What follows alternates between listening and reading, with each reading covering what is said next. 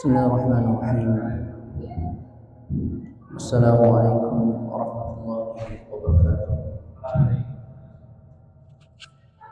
إن الحمد لله نحمده ونستعينه ونستغفره ونعوذ بالله من شرور أنفسنا وسيئات أعمالنا. من يهده الله فلا مضل له ومن يضلل فلا هادي له. أشهد أن لا إله إلا الله وحده لا شريك له وأشهد أن محمدا عبده ورسوله لا نبي بعده. يا أيها الذين آمنوا اتقوا الله حق تقاته ولا تموتن إلا وأنتم مسلمون. يا أيها الناس اتقوا ربكم الذي خلقكم من نفس واحدة وخلق منها زوجها وبث منهما رجالا كثيرا ونساء واتقوا الله الذي تساءلون به والأرحام إن الله كان عليكم رقيبا. يا أيها الذين آمنوا اتقوا الله وقولوا قولا سديدا يصلح لكم أعمالكم ويغفر لكم ذنوبكم ومن يطع الله ورسوله فقد فاز فوزا عظيما. Alhamdulillah, kita dipertemukan lagi oleh Allah Subhanahu wa taala. Sudah tanggal berapa nih? Kalau bulan Syawal sudah tanggal berapa? Tanggal 8. Tanggal 8 atau 9. Berarti sebentar lagi nisfu Sya'ban, habis itu masuk Ramadan. Ada doa yang masyhur, Allahumma barik lana fi Rajab wa Sya'ban wa ballighna Ramadan. Doa bagus. Ya Allah, berkahilah kami di bulan Rajab dan Sya'ban. Makna berkah itu subutul khair wa ziyadah. Makna berkah itu subutul khair wa ziyadah. Tetapnya kebaikan dan bertambah. Jadi orang yang masuk pada bulan Rajab dan Sya'ban, Allah menampakkan ibadahnya lebih semangat, salatnya, zikirnya, baca Qur'annya lebih semangat, itu keberkahan atas diri. Wabandingna Ramadan, dan sampaikanlah kami pada bulan Ramadan. Bulan Ramadan juga disebut dengan bulan Syahrul Mubarak, juga bulan penuh berkah. Juga bulan penuh berkah, karena di dalamnya pahala-pahala dilipat gandakan dan dosa-dosa ditutup, dikurangi. Ya, kita masuk pada al-awqat allati tuqrihu fiha as-salat. Waktu-waktu yang dilarang atau haram padanya melaksanakan salat. Jadi ada waktu-waktu di dalam Islam yang tidak boleh kita melaksanakan salat. Dan itu Nabi yang melarang. Ya. Kalau di dalam kitab Fiqhul Manhaji itu ada 3 waktu. Kalau dalam kitab Fiqhul Mu'tamad ada 5 waktu. Ya. Waktu yang pertama adalah indal istiwa. Indal istiwa maksudnya ketika matahari pas di atas kepala kita. Itu nggak boleh salat sampai tergelincir, baru kita boleh sholat. Makanya masuk waktu dulu ketika matahari mulai tergelincir, bukan pas di atas kepala. Itu sekira-kira 10 atau 5 menit. Ya, 10 menit lah, nggak boleh sholat. Ya, kecuali hari Jumat. Kalau hari Jumat orang masuk itu ada pengecualian. Dia sholat tahiyatul masjid, sholat intizar, maka enggak apa-apa. Karena itu sholat yang memiliki sebab, meskipun waktunya pas di atas matahari, di atas kepala kita. Yang kedua, wa ba'da shalatus subhi hatta tartafi'u syams. Dan setelah sholat subuh, enggak boleh sholat lagi kita sampai tartafi, sampai terbitnya matahari. Terbit bukan langsung salat juga, sampai agak meninggi baru boleh salat. Itu juga waktu yang dilarang. Yang ketiga, wa ba'da salatil asar, yaitu setelah salat asar sampai terbenamnya matahari. Jadi kalau dihitung waktu-waktu yang dilarang untuk salat itu ada 3. Pertama, pas matahari di atas kepala. Kedua, ba'da subuh sampai terbit matahari. Ketiga, ba'da asar sampai terbenamnya matahari. Sebagian ulama menambahkan lagi 5 waktu yang dilarang. Yang keempat, khusus mau terbenamnya matahari, itu nggak boleh sholat. Mau terbenam sama mau terbitnya matahari. Kenapa dilarang? Karena ada penyembahan-penyembahan yang dilakukan oleh sebagian manusia pada waktu-waktu tersebut untuk menyembah matahari. Maka Nabi tidak mau beribadah berbarengan dengan waktu mereka. Ya. Nah, kemudian ada pengecualiannya. Pengecualiannya apa? Pengecualiannya tadi, boleh kita melaksanakan salat-salat sunnah yang memiliki sebab. Salat sunnah itu dilihat dari sisi dilakukannya, ada yang memiliki sebab, ada yang tidak memiliki sebab. Kalau yang tidak memiliki sebab namanya salat sunnah mutlak. Ada yang memiliki sebab, maksudnya memiliki sebab. Kalau orang masuk masjid maka salat tahiyatul masjid contohnya. Kalau nggak masuk masjid kan nggak salat tahiyatul masjid kan gitu. Musolah ini juga dinamakan masjid, maka dia harus salat tahiyatul masjid di sini. Ya, harus salat tahiyatul masjid. Karena masjid itu adalah satu tempat yang dia dikumandangkan azan di waktu. Pembedanya nanti ada yang masjid jami, ada yang ghairu jami. Masjid jami yang diadakan salat Jumat, seperti di Ar-Raghibin ini kan. Kalau ghairu jami ya seperti ini, musolah. Tapi dia tetap dilaksanakan sholat 5 waktu, kecuali cuma sholat Jumat. Maka berlaku padanya juga sholat tahiyatul masjid. Maka ketika kita masuk pada waktu-waktu yang dilarang, maka sholat tetap tahiyatul masjid, ada masalah. Ya, atau sholat sunnah setelah berwudu masuk juga, karena sholat yang memiliki sholat sunnah yang memiliki apa? Sebab, karena dilakukannya setelah berwudu. Atau sholat qadha. Qadha itu ada qadha yang wajib, ada qadha yang sunnah. Kemarin kita sudah bahas. Ternyata orang misalnya sholat qabliyah subuh terlewat, mendapati ke masjid sudah dalam keadaan sholat subuh, lagi sholat gitu. Ya kan, nggak mungkin dia sholat sendirian sunnah dulu kan gitu. Maka sholatnya diqadha setelah sholat subuh. Begitu, itu nggak ada masalah. Tapi itu halun nadir. Halun nadir maksudnya dalam keadaan-keadaan yang nggak bisa dirutinkan, terlambat, ketiduran, kesiangan. Ya nggak setiap hari. Kalau setiap hari sengaja, nggak boleh. Ya, jelas kan? Itu pengecualian dari waktu yang dilarang. Gitu. Nah, kemudian masuk kepada pembahasan berikutnya adalah kalau pada mazhab Syafi'i, sholat dilihat dari sisi waktu pelaksanaannya itu dibagi 3. Yang pertama ada namanya sholat adaan. Yang kedua ada salatnya namanya i'adah. Yang ketiga ada namanya salat qadha. Ini penting. Ya. Ini dibahas pada mazhab Syafi'i. Yang pertama salat ada. Ada itu maksudnya dilakukan pada waktunya.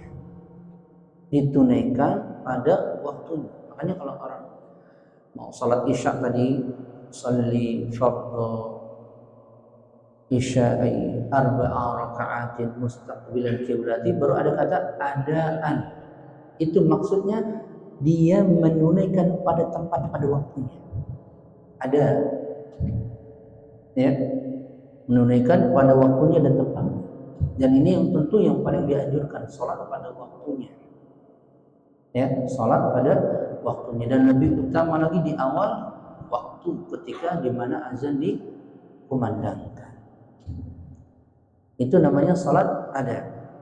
Yang kedua adalah sholat i'adah. I'adah itu artinya mengulang. Sholat i'adah ini kalau pada mazhab Syafi'i itu dibagi tiga. Ada yang hukumnya wajib diulangi sholatnya, ada yang hukumnya haram, ada yang hukumnya mustahab, sunnah. Perhatikan, i'adah artinya mengulang sholat atau sholat wajib. Dibagi menjadi tiga. Ada yang wajib diulang sholatnya, hukumnya berarti wajib. Ada yang haram diulang sholatnya, nggak boleh. Ada yang mustahab diulang sholatnya. Yang pertama, yang wajib diulang sholatnya jika dia ketika sholat atau selesai baru sholat dia teringat dia belum berwudu, misalnya teringat ternyata saya masih junub, manusia biasa lupa, ya kan, saya belum mandi, misalnya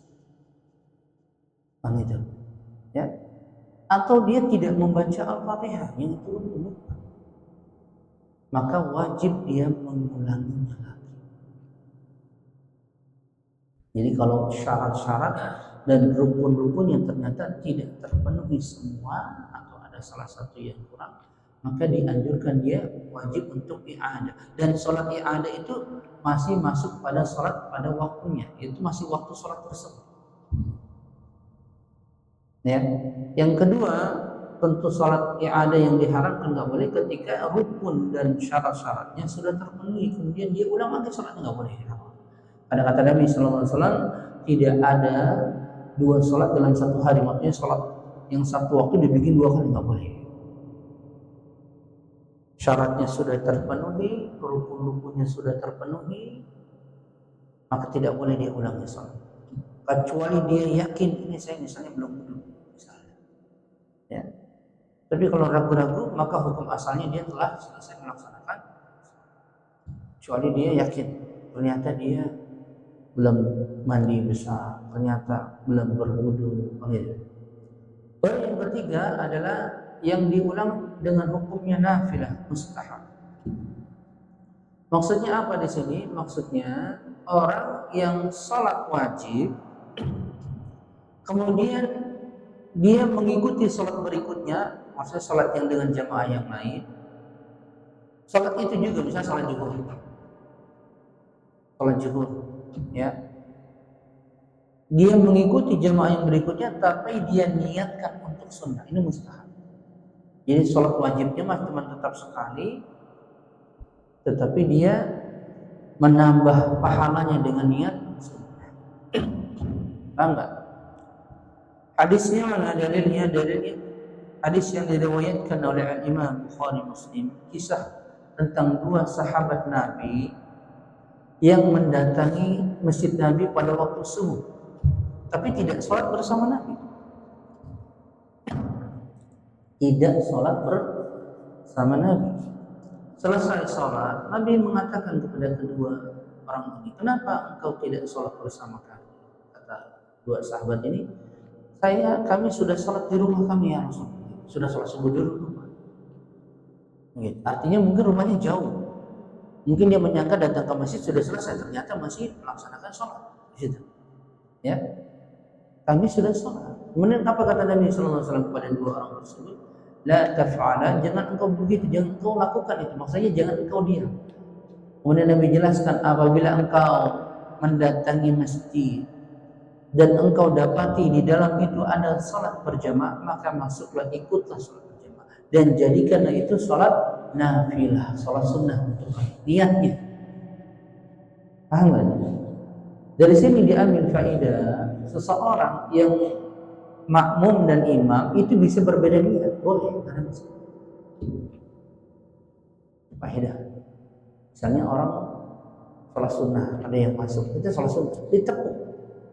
Kita sholat sunnahnya nggak berubah niat, tapi yang jadi makmum sholat wajib sah, nggak ada masalah. Berbeda niat, paham nggak nih? Berbeda niat. Ya, demikian juga yang sholat wajib, misalnya tadi imamnya sholat wajib, ternyata ada makmum yang sudah sholat zuhur duluan misalnya di tempat lain. Dia pulang ke rumah ternyata mau ke masjid masih melaksanakan sholat, gitu. Maka dia masuk jadi makmum. Maka dia niatnya sholat sunnah. Artinya nggak Pak? Ya, itu mustahab. Itu mustahab. Cuman kebanyakan kita kalau sholat berjamaah itu tertinggal jadi masbuk. Jadi misalnya 2 masbuk nih, udah salam imamnya, ini ada yang mundur 1, nah, ini nggak boleh, jangan. Jadi misalnya berjejer gitu 3 orang, mundur 1, lanjut jadi imam, nggak boleh.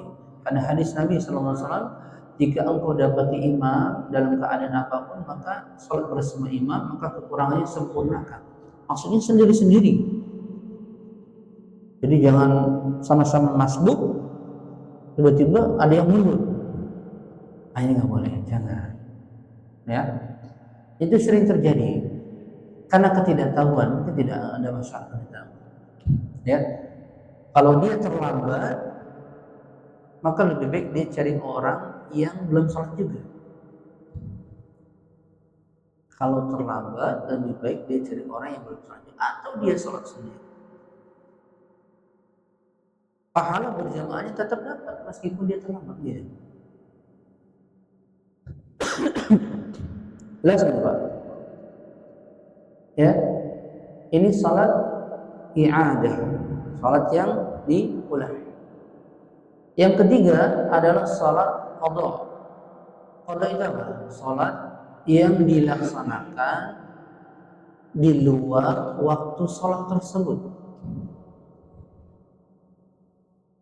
Salat yang dilaksanakan di luar waktu salat tersebut namanya salat. Ya. Nah, salat qadha ini ada hadis dari Nabi sallallahu alaihi wasallam. Itu disyariatkannya salat qadha. Kata Nabi sallallahu alaihi wasallam, "Man nama an salatin aw nasiyaha falyusalliha idza dzakaraha." Kata Nabi sallallahu alaihi wasallam, barang siapa yang tidur atau dia lupa, ya, maka sholatnya ketika dia ingat atau ketika dia bangun, meskipun sudah lewat waktunya. Meskipun sudah lewat waktunya. Ini sholat qadha. Ya. Contoh orang sholat subuh. Sholat subuh kesiangan tertidur. Atau orang disibukkan dengan urusan dunia sampai lupa sholat zuhur misalnya. Bisa sih. Misalnya ada pernikahan kerabatnya, sibuk sambil manusia. Ya, atau ada musibah sehingga dia lupa. Gitu. Banyak yang seperti itu. Maka sholatnya ketika dia ingat. Ketika dia ingat. Jadi kalau misalnya dia sholatnya terlewat sampai 1 hari, 1 hari berarti 5 waktu sholatnya hilang. Maka qadhanya berurutan. Boleh. Namanya orang tertidur atau lupa. Kan itu bukan perkara yang umum. Ya kan? Tidak disengaja. Maka tidak ada dosa baginya. Tidak ada dosa. Tapi kalau tiap hari kesiangan ya itu berdosa. Atau ingat tapi pura-pura lupa. Kan ya kayak nggak boleh. Jelas ya? Nah, pembahasan tentang salat qadha ini nanti timbul yang terjadi khilaf bainal ulama adalah orang yang meninggalkan salat dengan sengaja. Orang yang meninggalkan salat karena lupa, karena tertidur, itu disepakati ijma ulama. Qadhanya ketika dia ingat. Ijma itu nggak ada perselisihan. Yang jadi perselisihan para ulama adalah orang yang meninggalkan sholat dengan sengaja. Dia tidak mengingkari kewajiban sholat. Kalau mengingkari kewajiban sholat, kafir, kufur. Sholat itu nggak wajib, udah kufur. Udah, para ulama nggak ada perselisihan. Yang berselisih itu meninggalkan sholat dengan sengaja. Malas bahasa kita. Malas. Maka bagaimana? 4 mazhab berpendapat wajib baginya qadha. 4 mazhab berarti Abu Hanifah, Malik, Syafi'i dan Ahmad sepakat wajib baginya qadha. Kenapa? Karena itu termasuk hutang kepada Allah, lebih harus layak dibayar. Wajib. Gitu. Sedangkan pendapat yang lain dari minoritas ulama sebagian tidak wajib orang untuk mengqadha salatnya. Kalau sudah lewat waktunya, dia sengaja, dia berdosa, dosa besar, tapi tidak wajib. Ini pendapat dari sebagian ulama seperti Asy-Syaukani, Ibnu Qayyim Jauziyah, Syekhul Islam Ibnu Taimiyah, ya. Tapi kebanyakan jumhur berpendapat wajib baginya qadha. Nah, yang wajib baginya qadha itu berselisih lagi para ulama. 4 mazhab ini berselisih lagi. Ya. Berselisih lagi dalam apa? Dalam syarat dan wajibnya. Pendapatnya Imam Ahmad itu qadhanya misalnya dia telat atau tadi malas sholatnya lah. Ini kan tadi sudah kita bahas tertidur atau lupa, malas. Seminggu nggak sholat. Nah, gitu. Maka dia qadhanya harus tertib. Jadi 1 hari sholat 5 waktu. 1 hari sholat 5 waktu. Berurutan. Jadi subuh dulu, zuhur dulu. Misalnya dia mau menunaikan qadhanya waktu zuhur. Ingatnya waktu zuhur. Atau tobatnya waktu zuhur. Nah, saya mau tobat dulu nih. Ya, mau qadha dulu sholat. Maka ulama seperti Imam Ahmad dan lain-lain mensyaratkan harus ditertib berurutan. Berarti dari subuh, zuhur, asar, maghrib, isya. Jangan dibalik-balik. Jangan isya dulu, nanti asar, jangan, berurutan. Itu syarat. Kalau tidak dilakukan dengan tertib, tidak sah qadhanya. Itu ulama yang mewajibkan mengqadha dengan syarat tertib. Sebagian lagi ulama berpendapat tidak jadi syarat, hanya wajib, artinya boleh tidak berurutan. Boleh tidak berurutan. Yang paling mudah yang bisa diamalkan itu mazhabnya Imam Syafi'i. Bebas, ngacak juga nggak apa-apa. Yang penting ditunaikan qadhanya. Paham nggak? Kalau mazhab Syafi'i bebas. Mau ngacak nggak apa-apa. Yang penting ditunaikan qadhanya dan disegerakan, jangan ditunda. Jangan ditunda-tunda. Jadi masalah kalau orang kita kebanyakan kalau sudah remaja nggak sholat, tobat lagi, ingat sholatnya itu sudah tua. Jadi bisa 30 tahun nggak sholat, banyak kan gitu. Lahirnya mah dari KTP-nya Islam gitu, lahirnya keluarga Muslim, tapi sholatnya biasanya sampai SMP. Sering kan gitu. SMA udah kena pergaulan, apalagi udah kuliah udah tinggalkan sholat. Seringnya begitu kan? Itu kebanyakan dari kita kaum muslimin. Terpengaruh dengan lingkungan lah mas. Bagaimana dengan orang seperti ini? Sudah 20 tahun bertobat. Waduh, repot itu qadha sholat. Coba. Ya. Ternyata dia tobat misalnya usia sudah 60 tahun baru mau sholat. Ada nggak gitu? Banyak. 60 tahun baru mau sholat. Jadi bahasanya mah kalau sudah pensiun baru tobat kan gitu sering, ya kan? Pensiun dulu baru urusan akhirat. Tapi nggak sholat sebelum itu. Maka kata ulama mazhab Syafi'i, dia harus benar-benar menghitung qadanya. Caranya gimana? Contoh, misalnya 10 tahun dia nggak sholat. Ya, 10 tahun dia nggak sholat. Misalnya ini sholat isya nih, ya, isya. Maka 10 tahun sebelumnya berarti kan 10 kali. Maka dia harus sholat isya. Yang pertama sholat ini sholat ada. Jadi sholatnya isyanya 11 kali kalau begitu. Artinya nggak? Sholat pertama salam, sholat kedua salam, sholat sampai 11. Subuh begitu lagi. Iya, karena kodoknya 10 tahun. Sampai 1 tahun baru selesai. Dijalani 1 tahun? Iya. Kan sholat sehari 5 kali.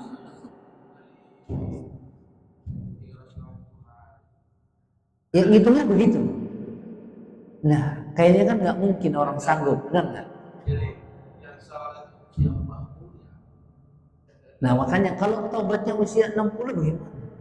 Maka pendapat yang paling benar adalah yang namanya orang taubat itu, kata Nabi SAW, orang yang bertobat seperti dia tidak punya dosa, karena dia sudah bertobat. Gitu. Sehingga pendapat yang benar ketika seseorang dulu meninggalkan sholat, kemudian dia bertobat meski muda itu, dia cukup baginya perbanyak amal-amal soleh. Sudah.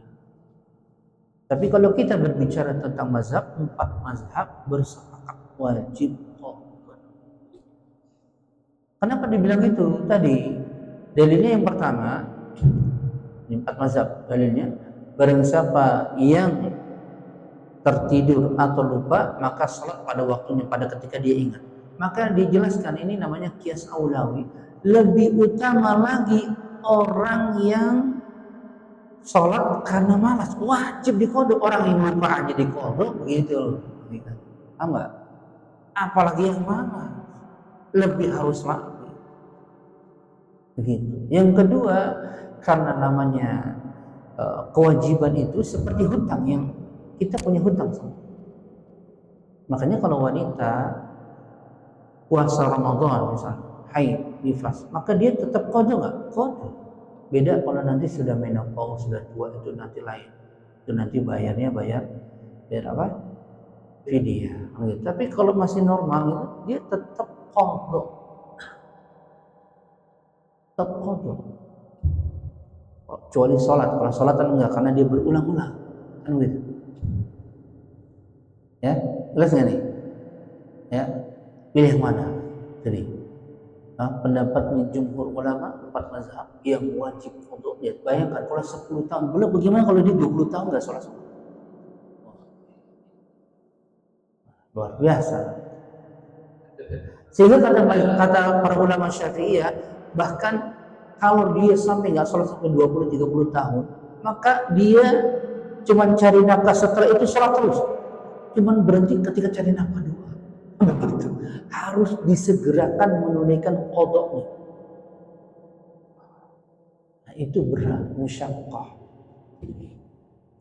Dan itu mayoritas di kita, kebanyakan baru datang ke masjid sudah tua. Begitu.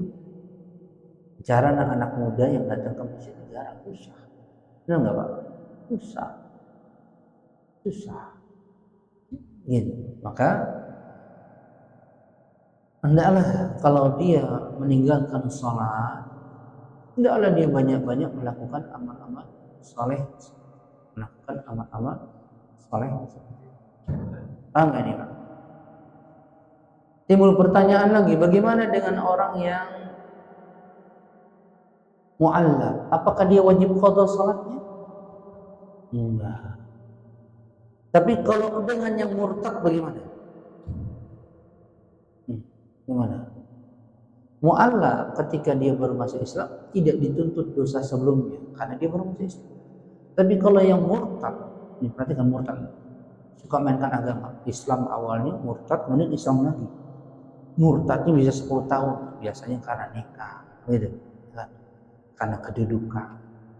Nikah lagi, entah cerai satu lagi, dapat lagi orang Islam, masuk Islam lagi. Maka dia wajib qada.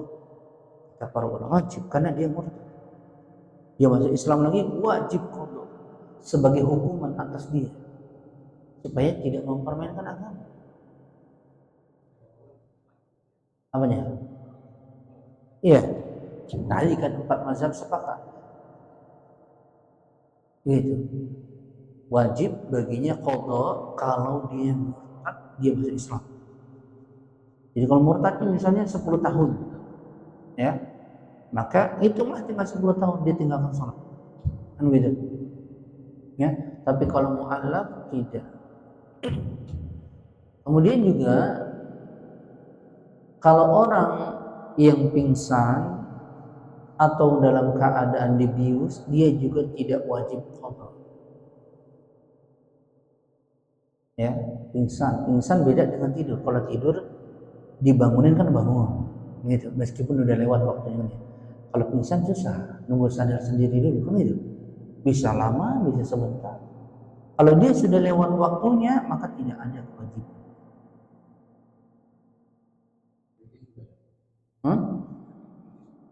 Iya, itu namanya koma, dibius, kan gitu. Ya kan? Kita nggak tahu bangunnya kapan, kan gitu. Nggak tahu bangunnya kapan.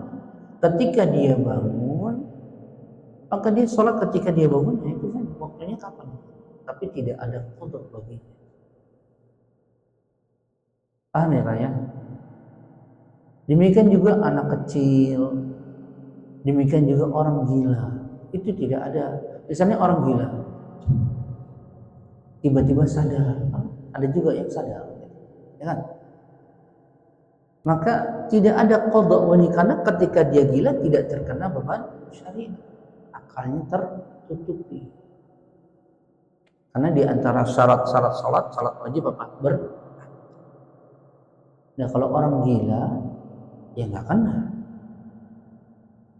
gitu, ya nggak kena kalau yang seperti ini. Kemudian anak kecil, cuman anak kecil tentu diajarkan, dididik untuk sholat sedini mungkin dari usia-usia TK, diajarkan, gitu, dididik, usahakan.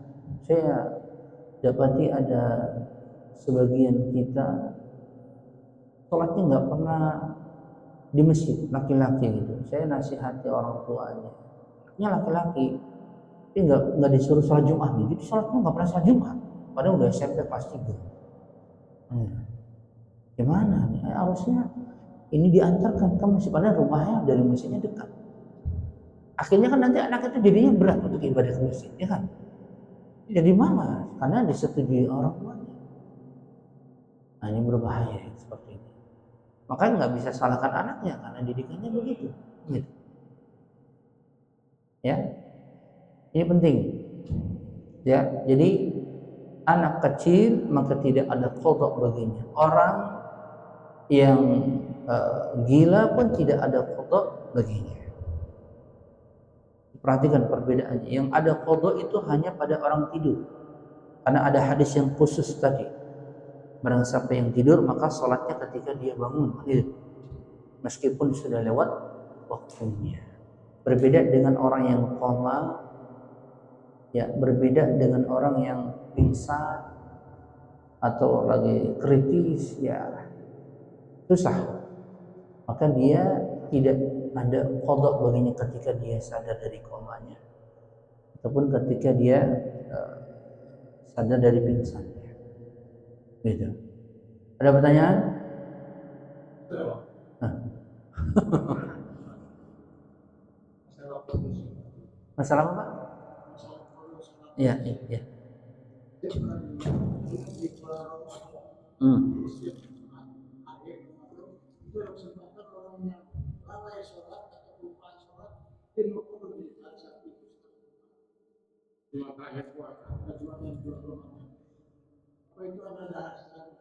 Enggak ada. Kalau dia qada ya dalam mazhab Syafi'i tadi ya,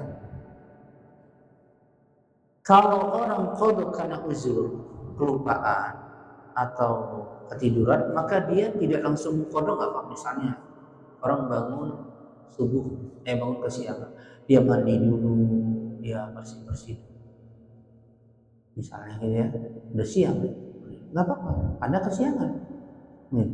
baru dia sholat, karena itu tidak sengaja. Tapi kalau orang meninggalkan sholat sehingga lewat waktu sholat, berarti kan melewat waktu sholat, maka kata para ulama disyaratkan dia menyegerakan ketika itu juga sholat qadanya, nggak bisa ditunda-tunda. Jadi nggak bisa nunggu Ramadan dulu, gitu, nggak menunggu Ramadan dulu, ya dia usahakan segerakan dia untuk sholat qadha. Tadi berapa lama dia tinggalkan sholat, begitu. Jadi tidak dikhususkan di akhir Ramadan saja. Sama seperti orang bayar zakat mal, khususnya bulan Ramadan gitu ya. Kedalam itu tidak mesti, kecuali zakat fitrah ya. Kalau zakat mal dia menghitungnya tergantung kapan gitu. Nah, kalau mal itu kan ada syaratnya haul dan nisab. Jadi itu belum tentu diakhiri satu tahun itu pas bulan Ramadan. Cuma kadang-kadang orang bayarnya barengan sama zakat fitrah. Jadi menunda-nunda qadha ya, yang dengan sebabnya dia meninggalkan sholat karena malas, itu malah berdosa.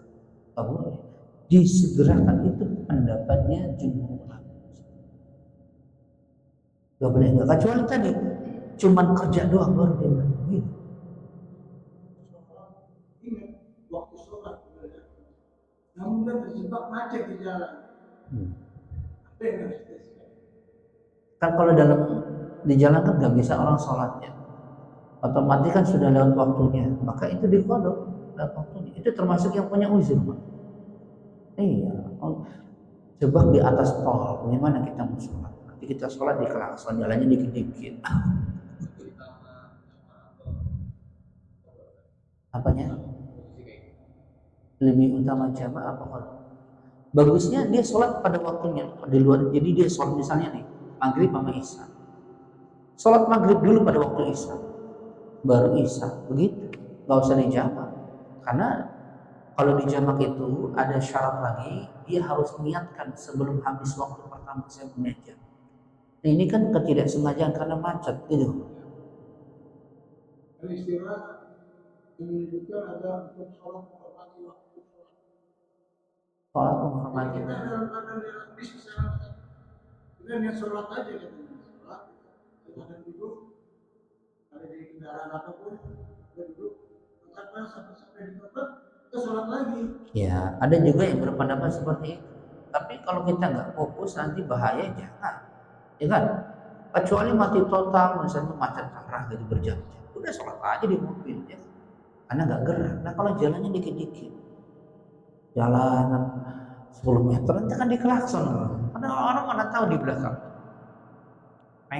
jadi ribut nanti. Nah itu kan repot. Nah itu jadi dilihat kondisi aja di lapangan. Tapi kalau sholat menghormati sholat, tidak ada dasar hukumnya kalau dilihat dari sisi. Karena itu nanti lihat kondisi orang di lapangan tadi. Kalau macet parah mungkin bisa kan nggak gerak mobil gitu. Tapi kalau bergerak sedikit-sedikit, yang kita butuh fokus ya kan, gitu. Maka lebih baik kita jalankan mobil dulu, meskipun sudah lewat waktunya. Begitu, baru tinggal qadha pada waktu tersebut. Begitu. Jelas kan ya Pak? Ada lagi? Tadi Syekh di halaman mana?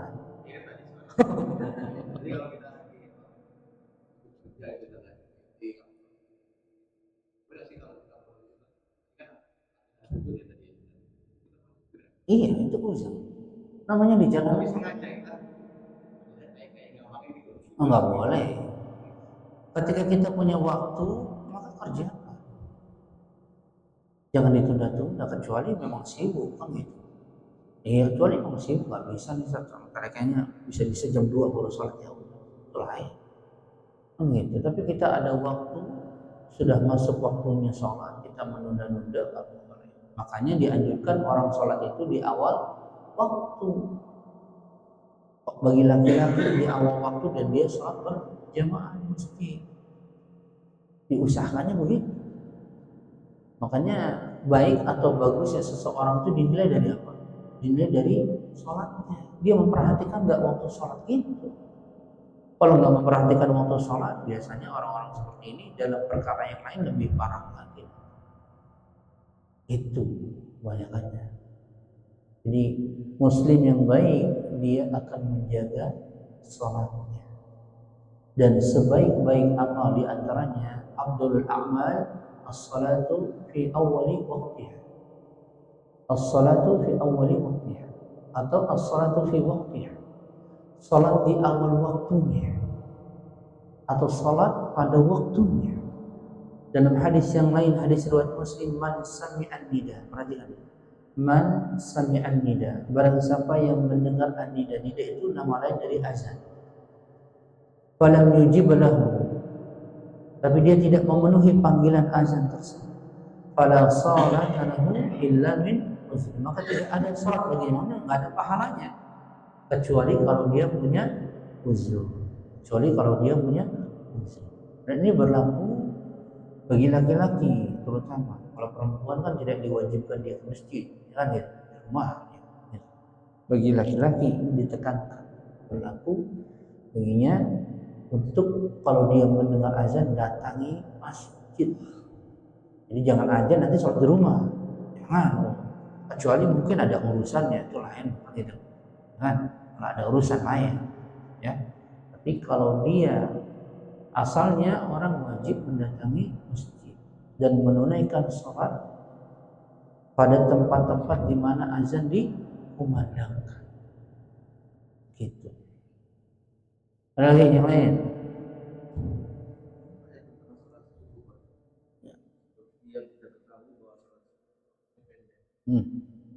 Kadang waktu saya sendiri kadang terlambat lalu setelah jemaah sudah pulang. Saya pernah mendengar bahwa pada kondisi itu langsung wudhu saja sholat, ataukah kita harus menunggu fajar itu sampai kemerah-merahan lewat dulu baru kita sholat. Tadi kan udah dijelaskan pengecualian dari waktu-waktu yang dilarang itu adalah sholat-sholat yang kita belum tunaikan, sholat wajib, gitu. Maka sholatlah meskipun itu waktu terlarang, karena kita belum sholat, kan gitu. Maksudnya yang nggak boleh sholat itu sholat sunnah, gitu. Waktu terbit matahari sholat sunnah, 2 rakaat sholat sunnah nggak boleh. Hah? Ya. Nggak boleh. Masalahnya kita dihantui atau haram sholat saat fajar sendiri. Ya itu tadi, karena kan kita kan telat tertidur, bangun-bangun misalnya pas azan, pas terbit matahari waktu dilarang, yes, sholat.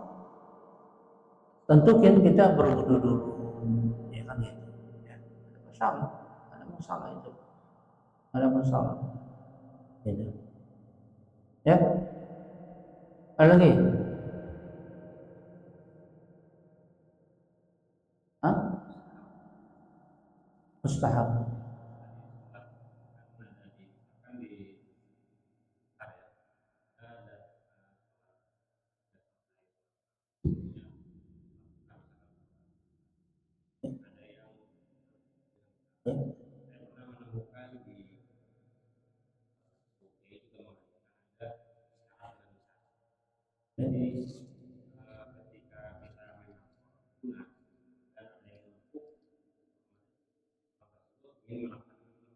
Ya. Ya.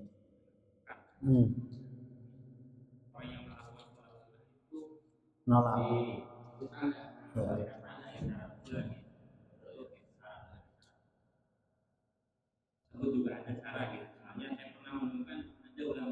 Itu diberikan pilihan kepada orang yang sholat tersebut. Awalnya kan dia tidak niat untuk jadi imam. Kan orang tepuk menepuk ini kan nggak tahu namanya dia duluan, tiba-tiba ditepuk. Tinggal dia kembalinya, apakah dia mau jadi imam atau tidak. Cuman yang dibahas di sini kan ketika dia mau, bagaimana hukumnya kan begitu tadi. Sahabat tidak, karena berbeda niat tuh tadi, kan gitu. Kalau dia nggak mau, biasanya dia begini. Kan nggak mungkin kalau ditepuk, gue sholat sunnah, batal gitu.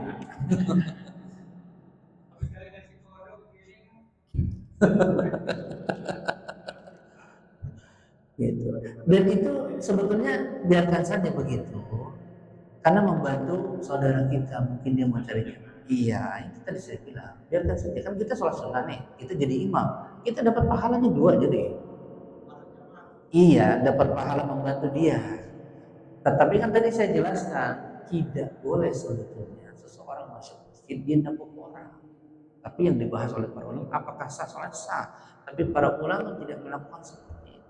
Hanya kalau orang tertinggal sholatnya sudah salah, jangan cari orang di pojokan di tempat, udah dia sholat sendiri, begitu. Atau dia tunggu orang juga yang mau sholat. Misalnya ada yang baru masuk 5 orang, dia wudhu, kan jadi kelihatan, bapak mau sholat juga ya, barang-barang gitu. Kecuali apa namanya, dia buru-buru, ya lain, dia sholat sendiri. Dan itu terjadi biasanya pada di mall yang nggak ada imamnya. Bisa saja di tempat sholat di mall, di rest area, itu sholatnya bisa 5 imam, beda-beda, nggak ada masalah. Pojokan sini 5 orang, sono 5 orang, sono 5 orang, karena masing-masing orang sapa, berbeda urusan. Nah itu nggak ada masalah, karena orang melihat waktu, ada urusan sendiri-sendiri, beda. Kan begitu. Kayak saya pergi sama anak istri biasanya, sholat di satu tempat, ya gak usah ini, udah sholat aja, mau sholat sendirian gitu. Karena kita dalam kondisi di satu tempat nggak ada imam rawatib, dan kita bukan mukim di situ, kita cuma singgah saja. Kalau ngikutnya sholat jamaah ya tentu dapat pahala jamaah, tapi kan waktu orang urusannya beda-beda. Karena itu kan dalam keadaan di luar, bukan di rumah. Seperti sini kan di rumah. Iya, udah pasti lah. Kalau di sini nggak boleh, di situ jamaah di sini nggak boleh. Nggak boleh, nanti dia wali di kan 5 meter.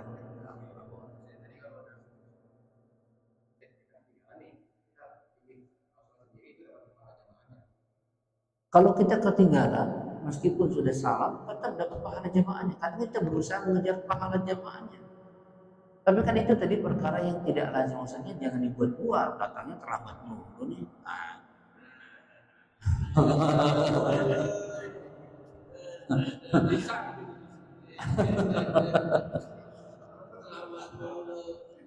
Diusahakan lah, tepat waktu, usahakan gitu, jangan sampai telat, gitu. Ya, mau dekati Ramadan itu jangan malam beribadah semakin kendur, semangat ibadah itu semakin mendekatkan diri kepada Allah, gitu. Tapi itu butuh melawan hawa nafsu yang kuat, karena kelihatannya ibadah itu gampang tapi dilakukannya kan sulit. Istiqomah sholatnya mau waktu aja kita tuh sulit, kadang-kadang bolong-bolong, ya kan, bolong-bolong, atau minimalnya telat terlambat, lalai, banyak godaannya kan. Kelihatannya kan simpel, itu bentuk amal soleh itu seperti itu. Artinya apa? Kata Nabi SAW, hubbatil jannatu bil makari wa hubbatin nar bis syahawat. Surga itu dilingkupi, dikelilingi oleh perkara-perkara yang gak disukai manusia. Amalan-amalan soleh itu dikelilingi, dilingkupi oleh perkara-perkara yang gak suka syahwat. Itu jadi kelihatan mudah gitu, karena nggak pakai modal, nggak pakai duit gitu.